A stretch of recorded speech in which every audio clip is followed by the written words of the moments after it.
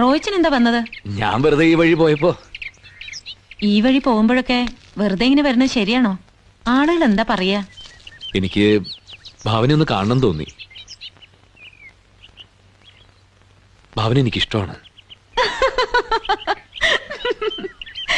ഇതെന്താ നാടകത്തിന്റെ റിഹേഴ്സലാണോ? എന്താ ചിരിക്കണേ? പിന്നെ ചിരിക്കാതെ എന്ത് ചെയ്യും? ചില പൈങ്കിളി നോവലൊക്കെ കണ്ടിട്ടുണ്ട്. പണക്കാരനായ തിരുമുറ്റത്ത് കൊച്ചുതോമന്റെ മകൻ റോയിച്ചൻ ഒരു പാവപ്പെട്ട മണ്ണാത്തി പെണ്ണിനോട് ഇതുപോലെ. മതി കളിയാക്കിയത്. ഭാവനയ്ക്ക് എന്നെ വെറുപ്പാണെങ്കിൽ അത് പറഞ്ഞാൽ മതി. വെറുപ്പൊന്നുമില്ല, സഹതാപം. ഒന്നും ആലോചിക്കാണ്ട് ഈ റോഡ് വക്കത്തൊക്കെ നിന്ന് കമന്റ് അടിക്കുന്ന ചെക്കന്മാര് പറയണ പോലെ. റോഡ് വക്കത്ത് നിൽക്കണ ചെക്കനല്ല ഞാൻ. ഒന്നും ആലോചിക്കാണ്ടുമല്ല പറയണത്. ദിവസങ്ങളോളം ആലോചിച്ചതാ. ജീവിതത്തോട് ഒരു സീരിയസ്നെസ്സും കാണിക്കാത്ത ആളാണ് ഞാൻ. ഒരു പെൺകുട്ടിയെ സ്വന്തമാക്കണമെന്ന് ഇതുവരെ തോന്നിയിട്ടില്ല. ഒരു കുടുംബം ഉണ്ടാവണമെന്നോ എല്ലാരും പോലെ ജീവിക്കണമെന്നോ ഒന്നും ഞാൻ ആലോചിച്ചിട്ടില്ല.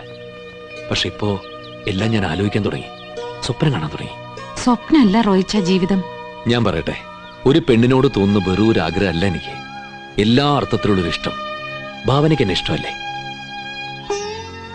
ഒഴിവാക്കാൻ വേണ്ടി നുണ പറയരുത്. ഇഷ്ടമല്ലേ? പക്ഷേ എന്നെ കുറിച്ച് എന്തറിയാൻ റോയിച്ചന്? റോയിച്ചന്റെ നാടകത്തിലെ ക്യാരക്ടർ പോലെ ഞാൻ. എന്നെ കുറിച്ച് ആലോചിക്കാൻ എനിക്ക് സമയമില്ല. അതൊന്നും എനിക്ക് കേൾക്കണ്ട. എല്ലാം എനിക്കറിയാം. മനസാക്ഷിയോട് കള്ളം പറയാതെ പറയണം. എന്നെ ഇഷ്ടമാണോ അല്ലയോ? ഇഷ്ടാണ്.